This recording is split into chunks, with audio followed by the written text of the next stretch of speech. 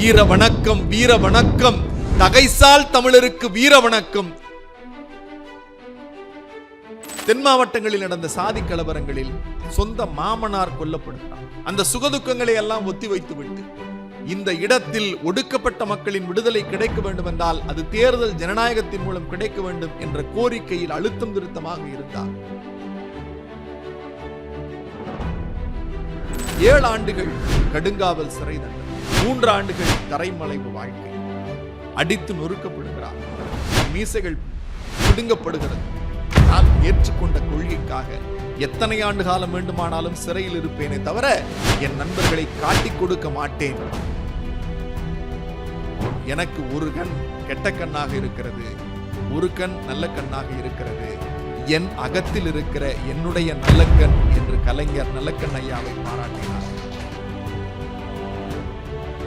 மக்கள் என்னை ஏற்கவில்லை.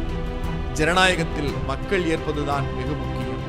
இதற்கு பிறகு உங்கள் போராட்டம் தொடருமா என்ற போது அவர் சொன்னார், என் இறுதி மூச்சு இருக்கிற வரை இந்த மக்களுக்காக போராடி கொண்டுதான் சாவேன் என்று பதிவு செய்தவர் ஐயா நல்லக்கண் அவர்கள். செய்த கடமைக்கு சம்பளம் பெறுபவன் அயோக்கியன். நான் என் கடமையை தான் செய்திருக்கிறேன். சன்மானம் பெற்றுக்கொண்டு வாழுவதென்பது மரணிப்பதற்கு சமம்.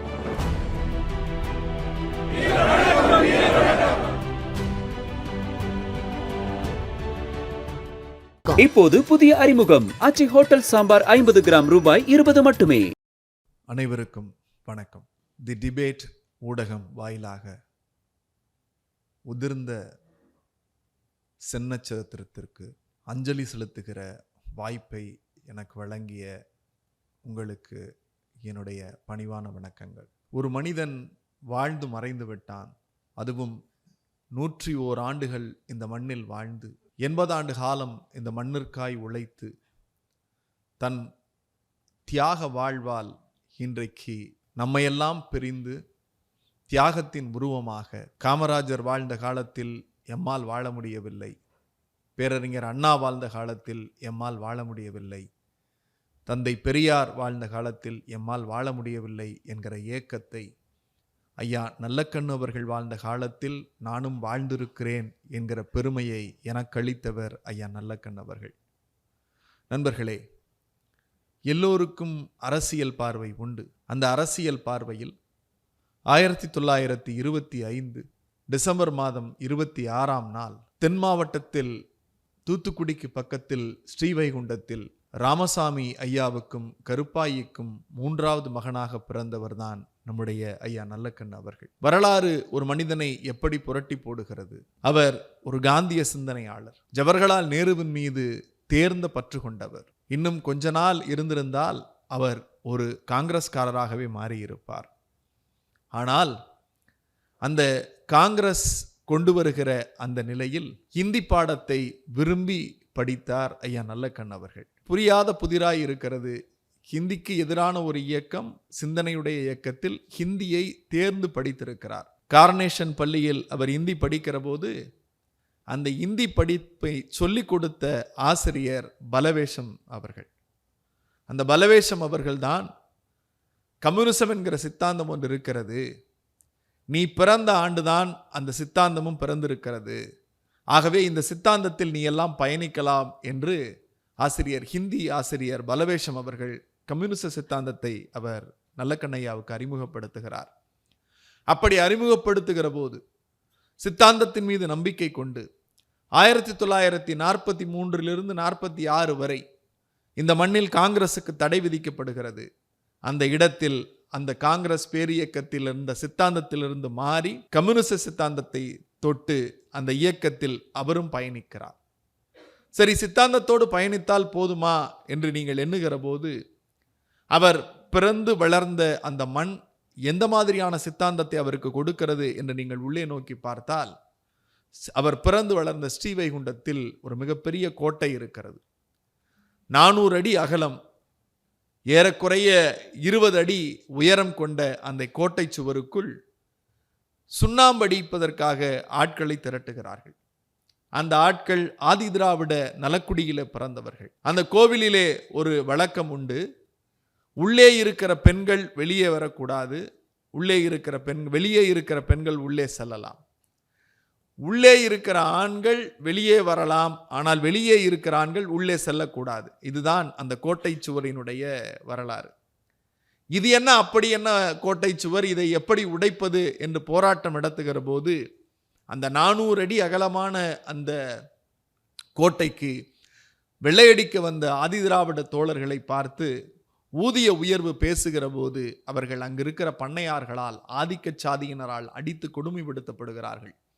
அப்படி கொடுமைப்படுத்தப்படுகிற போது அந்த கூட்டத்திற்கும் அந்த போராட்டத்திற்கும் தன்னுடைய சித்தாந்தத்தினுடைய வரலாற்றின் முதல் போராட்டமாக நின்றவர் நம்முடைய ஐயா நல்லக்கண்ணு அவர்கள். முதல் போராட்டமே ஒடுக்கப்பட்ட மக்களினுடைய ஊதிய உயர்வுக்காக போராடியதுதான். பிறகு அவர் ஒரு தலைவராக உருவெடுக்கிறார். குறிப்பாக தென்காசி, திருநெல்வேலி, தூத்துக்குடி பகுதிகளில் இருக்கக்கூடிய ஏராளமான விவசாய சங்கங்கள், விவசாய கூலி உயர்வு, விவசாய போராட்டங்களை, அந்த போராட்டங்களுக்கு தலைமை எடுத்து போராடியவர் அவர்தான்.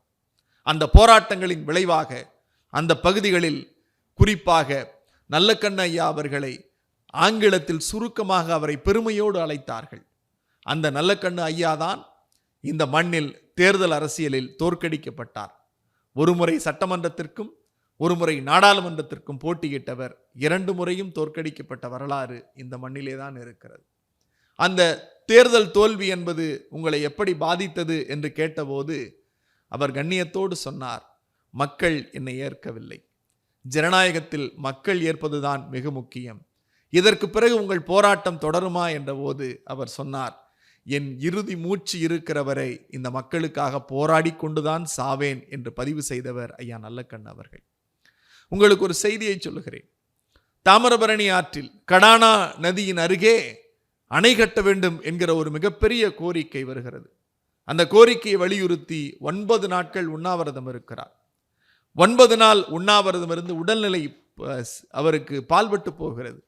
வந்து கேட்கிறார்கள், ஐயா உடல்நிலை மோசமாக போகிறது, நீங்கள் வாருங்கள் என்றபோது, உயிரே போனாலும் இங்கே அணைக்கான ஆணை உத்தரவு வராமல் என்னால் நகர முடியாது என்று சொன்ன கொள்கை பாட்டாளர், கொள்கை உறுதியாளர் ஐயா நல்லக்கண்ணு அவர்கள். அவருடைய பக்குவம் எப்படி இருக்கிறது? பள்ளி பருவத்தில் கல்லூரிகளுக்கு முதல் வகுப்பு புதுமுக வாகனவனாக போகிறார். அப்படி போகிற போது எழுத்து பயிற்சி என்று ஒன்று வைக்கிறார்கள். அப்படி எழுத்து பயிற்சி என்று வைக்கிற போது சுதந்திர இந்தியாவில் அந்த முதல் கட்டத்தில் எழுத்து பயிற்சி வைக்கிற போது MS சுப்பிரமணிய ஐயங்கார் எழுதிய பகவத்சிங் குறித்தான ஒரு புத்தகத்திலிருந்து, அந்த புத்தகம் தடை செய்யப்பட்ட புத்தகம் ஆங்கிலேயர்களுடைய ஆட்சி காலத்தில், அந்த தடை செய்யப்பட்ட புத்தகத்திலிருந்து வரிகளை எழுதி கொட்டை கொட்டையாக வரிகளை எழுதி கொண்டு போய் ஆசிரியரிடத்திலே வைக்கிறார். அப்போது ஆசிரியர் கேட்கிறார், இந்த புத்தகம் உனக்கு எங்கே கிடைத்தது? இது தடை செய்யப்பட்ட புத்தகம் என்று கேட்கிறார். அப்படி கேட்கிற போது அவர் சொன்னார், என் நாட்டின் சுதந்திர வேட்கைக்காக ஒரு புத்தகத்தை தடை செய்வீர்கள் என்றால் அதை மாணவர்கள் மத்தியில் கொண்டு போய் சேர்ப்பதுதான் விடுதலையின் உண்மையான தியாகம் என்று சொல்லி பாரதியாரின் பாடலை மேற்கோள் காட்டி ஆசிரியரிடத்திலே சண்டையிட்டிருக்கிறார். நண்பர்களே, சண்டையிடுவது ஒன்று, போராட்ட களத்திற்கு செல்வது ஒன்று. ஆனால் அந்த போராட்டம் விடுதலை பெறுகிறது. விடுதலைக்கான அந்த போராட்ட களத்தில் நின்ற தியாகிகளுக்கு ஊதியம் என்று, ஓய்வூதியம் என்று வருகிற போது நல்லக்கண்ணையா அவரிடத்திலே மாவட்ட ஆட்சியர் போகிறார். ஐயா, நீங்கள் சுதந்திர போராட்ட தியாகி, உங்களுக்கு நாங்கள் ஊதியம் தர எத்தனிக்கிறோம். எல்லா சுதந்திர போராட்ட தியாகிகளும் ஏற்றுக்கொண்டார்கள், நீங்களும் ஏற்றுக்கொள்ள வேண்டும் என்று சொன்னபோது அவர் சிரித்துக்கொண்டே இடது கையால் அந்த ஃபார்மை தள்ளிவிட்டு சொன்னார், செய்த கடமைக்கு சம்பளம் பெறுபவன் அயோக்கியன். நான் என் கடமையை தான் செய்திருக்கிறேன். என் தாய் நாட்டிற்கு என் உயிரையே ஆகுதியாக கொடுக்க வேண்டும். இதையெல்லாம் பெற்றுக்கொண்டு சன்மானம் பெற்றுக்கொண்டு வாழுவதென்பது மரணிப்பதற்கு சமம். ஆகவே எனக்கு சன்மானம் வேண்டாம் என்று சொன்ன மிக உத்தமமான தலைவர் நல்லக்கண்ணு ஐயா அவர்கள். எங்கள் தலைவர் முத்தமிழறிஞர் டாக்டர் கலைஞர், அவர் சொல்லி சில செய்திகள் நல்லக்கண்ணு ஐயா அவர்களை பற்றி நான் தெரிந்து கொண்டவற்றை இங்கே உங்கள் முன்னால் பதிவு செய்ய எத்தனிக்கிறேன். நண்பர்களே, ஒரு மனிதன் வாழுகிறான். வாழுகிற காலத்தில் வரலாறாய் மாற்றப்படுவது இருப்பதல்லவா, அது மிக முக்கியம். வரலாறு ஒன்று, அவர்கள் தன் வாழ்க்கையை வரலாறாக வடித்து கொள்வது, மக்கள் ஒருவரை வரலாறாக மாற்றுவது. இந்த இரண்டில் ஒன்று ஏதாவது தான் ஒரு தலைவருக்கு அமையும். ஆனால் இந்த இரண்டும் அமைய பெற்ற ஒரே தலைவன் நம்முடைய ஐயா நல்லக்கண்ணு அவர்கள். நல்லக்கண்ணு ஐயா அவர்களுக்கு 80வது பிறந்தநாள் விழா. அந்த 80வது பிறந்தநாள் விழாவில் காமராஜர் அரங்கத்தில் நடக்கிறது. அந்த காமராஜர் அரங்கத்தில் நடக்கிற போது முத்தமிழறிஞர் கலைஞர் தான் சிறப்பு விருந்தினர். அப்படி அந்த சிறப்பு விருந்தினராக பங்கேற்ற போது கட்சியின் சார்பில், இந்திய கம்யூனிஸ்ட் கட்சியின் சார்பில் அவருக்கு 1 கோடி ரூபாய் நிதியையும் ஒரு காரையும் அவருக்கு பரிசளிக்கிறார்கள். தா பாண்டியன் அவர்கள் அந்த சாவியை அவரிடத்திலே கொடுக்கிறார். கொடுத்து விட்டு தா பாண்டியன் பேசுகிறார், நம்ம ஐயா நல்லக்கண்ணுக்கு ஆர்கேஎன்னுக்கு நாம் இப்போது 1 கோடி ரூபாய் நிதி கொடுத்திருக்கிறோம், அதை அவர் பயன்படுத்த மாட்டார். அவருக்கு ஒரு காரும் கொடுத்திருக்கிறோம், அந்த காரின் எண் 6080 6080. அந்த காரை எடுத்துக்கொண்டு அவர் அம்பத்தூருக்கு தான் வருவாரே தவிர பீச்சுக்கு போக மாட்டார். அந்த காரை பார்த்தவுடன் அம்மையார் ரஞ்சிதம் மனைவி அம்மாளுக்கு அந்த காரின் மீது பற்றே வராது. அந்த காரில் அவர் ஏறி பயணிக்க மாட்டார். ஏற்கனவே நல்லக்கண்ணு பீச்சுக்கு அழைத்து போக மாட்டார், அம்மாவும் பீச்சுக்கு அழைத்து போங்கள் என்று சொல்ல மாட்டார் என்று தா பாண்டியன் பேசுகிறார். கலைஞர் வந்தார். கலைஞர் வந்த உடனேயே சொன்னார், தா பாண்டியன் பேசினார். என்ன சொன்னார்? ஒரு பொருளை ஒருத்தரிடத்தில் கொடுத்து விட்டு அந்த பொருளை அவர் பயன்படுத்த மாட்டார், அந்த பொருளை அவர் தொடமாட்டார், அந்த பொருளை மனைவிக்கு கொடுக்க மாட்டார் என்று கொடுத்து விட்டு புடுங்குவது போலேயே தா பாண்டியன் பேசி கொண்டிருக்கிறார். ஆனால் நான் சொல்லுகிறேன், இந்த காரை நீங்கள் பயன்படுத்த வேண்டும். நீங்கள் அம்மையார் ரஞ்சிதத்தை பீச்சுக்கு அழைத்து செல்ல வேண்டும். நான் அம்மையார் ரஞ்சிதம் அவர்களை ஒரு பேட்டி படித்திருக்கிறேன். அந்த பேட்டியில் நீங்கள் எத்தனை முறை திரைப்படத்திற்கு நல்லக்கண்ணு ஐயாவோடு போயிருக்கிறீர்கள் என்ற கேள்வி வருகிறது. அப்போது அம்மையார் ரஞ்சிதம் சொன்னார், எங்களுக்கு நினைவு தெரிந்து ஒரே ஒரு திரைப்படத்திற்கு தான் நான் அவரோடு போயிருக்கிறேன் என்று ரஞ்சிதம் அம்மையார் பதிவு செய்தார். நான் உரிமையோடு அவர் என் தம்பிதான், அந்த உரிமையோடு சொல்லுகிறேன். 2 வயது எனக்கு இளையவர்தான், அந்த உரிமையோடு சொல்லுகிறேன், நீங்கள் செய்வது பெண்ணடிமைத்தனம். நாம் பெண்ணடிமைத்தனத்தை எதிர்த்து நீங்கள் களத்தில் போராடுகிறீர்கள், ஆனால் அந்த உரிமையை வீட்டுக்குள் ஏன் கொடுக்கவில்லை? குறைந்தது மாதத்திற்கு 4-5 சினிமாவுக்காவது அவர்களை அழைத்து போயிருக்க வேண்டும். வாரத்திற்கு ஒரு முறையாவது அவர்களை பீச்சுக்கு அழைத்து போயிருக்க வேண்டுமா வேண்டாமா என்று பேசிக்கொண்டே சொன்னார். தா பாண்டியன் சொல்லுவதையெல்லாம் கேட்டால் அவர் அந்த காரையே பயன்படுத்த மாட்டார் போல இருக்கு. இல்லை, பயன்படுத்தவே கூடாது என்பதற்காகத்தான் தா பாண்டியன் பேசினாரா என்று எனக்கு தெரியவில்லை என்று அதையும் சொல்லிவிட்டு சொல்கிறார், நான் ஏதோ குடும்பத்திற்குள் சண்டை முடித்து விடுகிறேன் என்றோ அல்லது தா பாண்டியனை தரைக்குறைவாக பேசுகிறேன் என்றோ நினைத்து விட வேண்டாம். இது எங்கள் குடும்ப விழா. நான் அண்ணாவையும் பெரியாரையும் பார்த்திராவிட்டால் நான் பொது உடைமை சித்தாந்தவாதியாகத்தான் வாழ்ந்திருப்பேன், இருந்திருப்பேன். ஆகவே இது என் குடும்ப விழா, ஆகவே நான் பேசுகிறேன் என்று சொன்னார். நல்லக்கண்ணு ஐயா வழக்கம் போல அந்த 1 கோடி ரூபாயை இப்படி பெற்று உடன் ஒரு 10,000 வைத்து 1 கோடியே 10,000 கட்சிக்கு கொடுத்து விட்டார். அந்த காரை வாங்கினார். வாங்கிவிட்டு சொன்னார், இந்த காரில் நான் ஓடப்போவதும் இல்லை, ஏறப்போவதும் இல்லை, எனக்கு கார் ஓட்டவும் தெரியாது, என் மனைவிக்கு காரில் போயும் பழக்கம் இல்லை, ஆகவே இந்த காரை கட்சி பணிக்காக அர்ப்பணிக்கிறேன் என்று அந்த காரையும் கட்சி பணிக்காகவே அர்ப்பணித்தார்.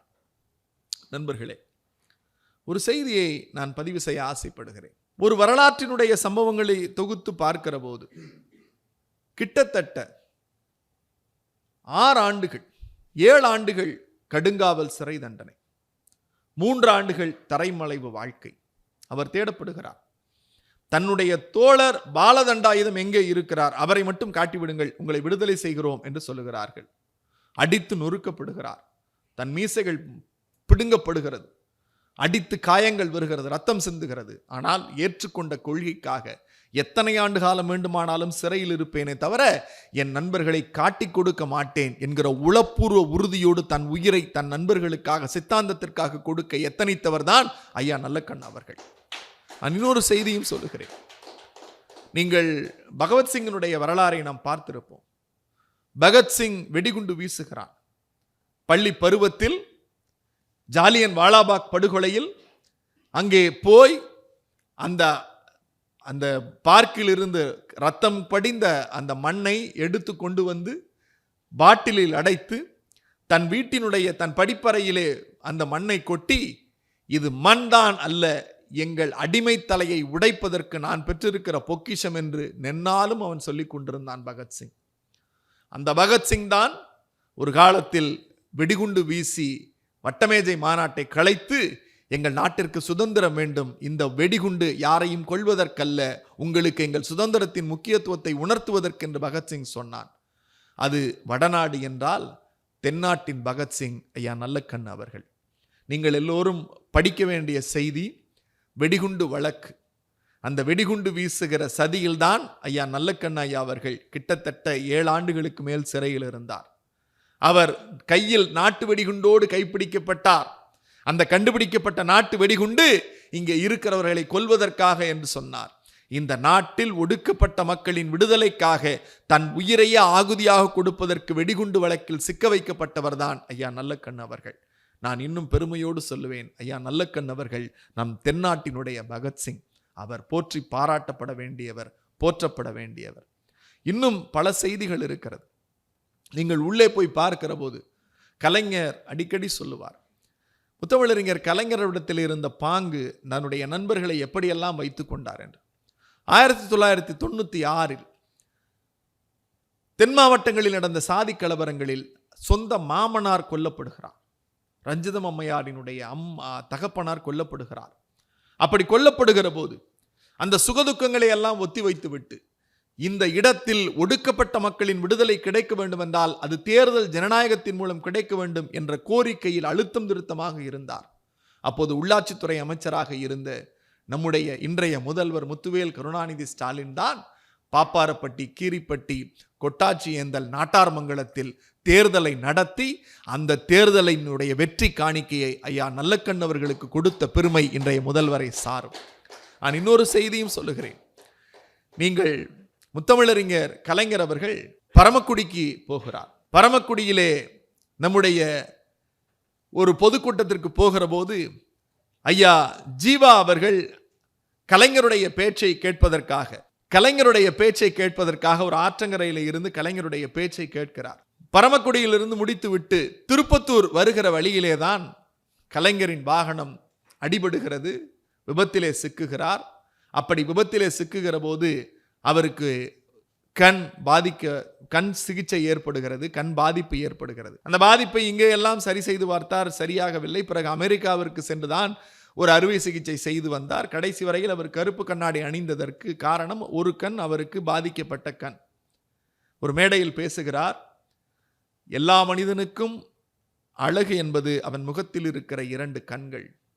அந்த கண்கள் நல்ல கண்களாக இருக்க வேண்டும்.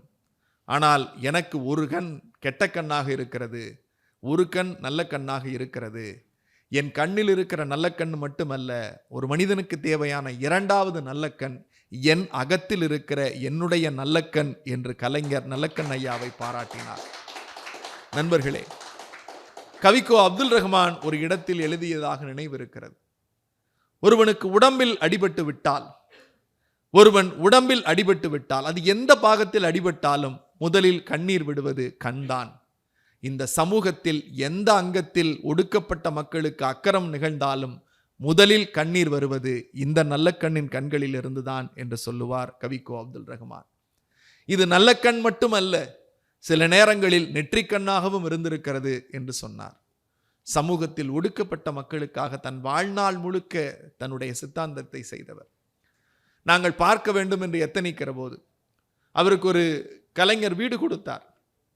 இந்த வீட்டில் நீங்கள் வாழ்ந்து கொள்ளலாம், இந்த வீட்டில் இருக்கலாம், இதை நீங்கள் சொந்தமாக்கி கொள்ளலாம் என்று சொன்னபோது, இதை சொந்தமாக்கி கொள்ளுகிற உரிமை எனக்கு இல்லை, ஆகவே இதற்கு நான் வாடகை செலுத்துவேன் என்று சொன்னபோது கலைஞர் சொன்னார், அந்த வாடகையும் அரசு செலுத்திவிடும் என்று சொன்னபோது, இல்லை, எனக்கு என் இயக்கம் சம்பளம் தருகிறது, அந்த சம்பளத்திலிருந்து தான் அந்த வீட்டுக்கு வாடகை கட்டுவேனே தவிர நீங்கள் கொடுப்பதில் நான் வாழ மாட்டேன் என்று தன் மரணம் வரையில் வாழ்ந்த வீட்டிற்காக வாடகை செலுத்திய ஒரு தூய்மையான அரசியல் தலைவன் ஐயா நல்லக்கண்ணு அவர்கள். கடைசியாக நண்பர்களே, நம்முடைய கலைஞரின் பிள்ளை முத்துவேல் கருணாநிதி ஸ்டாலின் அவர்கள் தகைசால் தமிழர் விருது அறிவித்து விழாவில் மேடையில் அவரை அழைத்து சுதந்திர தின விழாவில் அவருக்கு 10 லட்சம் ரூபாய் காசோலை கொடுத்தார். காசோலையை பெற்றார். கொஞ்ச நேரத்தில் பாக்கெட்டில் இருந்து ஒரு 5000 ரூபாய் காசோலையை எடுத்து, இந்த 10,05,000 என்னுடைய நிதி, முதலமைச்சருடைய நிவாரண நிதிக்கு நான் வழங்குகிறேன் என்று சொன்னபோது முதலமைச்சர் தடுமாறி திக்கு திணறி போனார் அவருடைய செய்கையை பார்த்து. அதனால்தான் ஒரு முதலமைச்சராக, ஒரு பேரியக்கத்தின் மிகப்பெரிய தலைவராக, இன்றைக்கு இந்திய ஒன்றியத்தை கட்டுப்படுத்துகிற ஒரு மாபெரும் தலைவனாக, இந்திய கூட்டணிகளில் மிக முக்கியமான தலைவராக, அதை வழிநடத்தக்கூடிய மாபெரும் தலைவராக இருக்கிற முத்துவேல் கருணாநிதி ஸ்டாலின் ஐயா அவர்களுக்கு மலர் வளையம் வைத்து ஒரு சாதாரண தொண்டனை போல வீர வணக்கம், வீர வணக்கம், தகைசால் தமிழருக்கு வீர வணக்கம் என்று ஒரு சாதாரண எளிய மனிதராக குரல் கொடுத்தார் பாருங்கள். அங்கேதான் நிற்கிறார் நம்முடைய ஐயா நல்லக்கண் அவர்கள். அவருடைய ஆன்மா என்றும் சாந்தி அடையட்டும். அவருடைய சிந்தனை ஓட்டத்தை மக்கள் வயப்படுத்துவோம். ஒரு தலைவனுடைய வெற்றி எங்கே இருக்கிறதென்றால், அவன் வாழ்ந்த காலத்தில் கொண்டாடுவதை விட அவன் வாழ்ந்து மறைந்த காலத்தில் அவனுடைய சித்தாந்தங்களை, அவருடைய சிந்தனைகளை, அவருடைய வாழ்வியலை, அவருடைய வாழ்வியல் இலக்கணங்களை மக்கள் வயப்படுத்துவதும், அதை இன்றைய இளைய தலைமுறையினருக்கு கொண்டு போய் அரசியல் என்பது நாற்காலிகளுக்காக, பதவிகளுக்காக அல்ல, தான் ஏற்றுக்கொண்ட சித்தாந்தங்களுக்காக, தான் ஏற்றுக்கொண்ட கொள்கைகளுக்காக என்று அவர் வாழ்ந்த வாழ்க்கையை மக்கள் வயப்படுத்துவதுதான் உண்மையான அவருக்கு அஞ்சலியாக இருக்கும். அதை தி டிபேட் நிறுவனம் செய்கிறது. உங்களுக்கும் என்னுடைய வாழ்த்துக்கள். நன்றி, வணக்கம்.